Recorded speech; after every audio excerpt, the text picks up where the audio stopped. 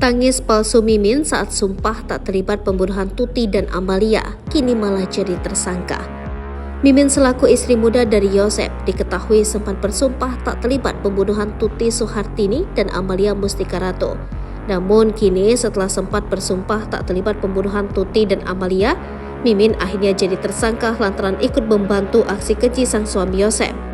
Saat itu diketahui bahwa Mimin sempat dicurigai terlibat dalam pembunuhan Tuti dan Amalia, sehingga saat itu Mimin mengelak hingga bersumpah serapah tidak terlibat pembunuhan istri tua dan anak suaminya. Saya bersumpah demi Allah, demi Rasulullah, saya tidak tahu menahu, saya tidak tahu perencanaan, saya tidak melakukan dan tidak terlibat sama sekali. Sumpah demi Allah, ujar Mimin. Dilansir dari Instagram lambe_dano. Mimin menyebut jika dirinya sudah sangat jujur mengaku tak terlibat pembunuhan Tuti dan Amalia.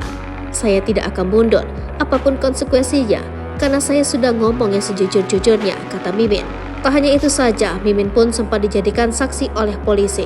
Saat diperiksa sebagai saksi di Polres Subang pada Senin 23 Agustus 2021, Mimin mengaku mengetahui kabar pembunuhan Tuti dan Amalia dari cucunya. Mimin diperiksa sebagai saksi mulai pukul 11 hingga 21. Melalui kuasa hukumnya, Mimin mengaku di hari kejadian berada di rumah.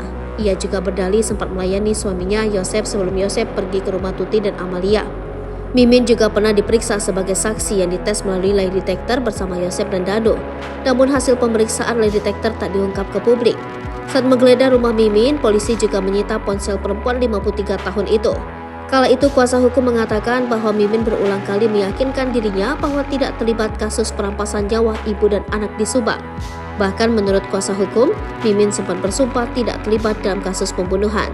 Lebih jauh, diketahui jika sebelum kasus pembunuhan Tuti dan Amalia yang ditemukan tewas di dalam bagasi mobil Alphard mereka pada 18 Agustus 2021 akhirnya terkuak berkat pengakuan Danu. Dalam kasus ini, Danu mengajukan diri sebagai justice kolaborator. Kini ia tengah menanti keputusan LPSK terkait hal itu.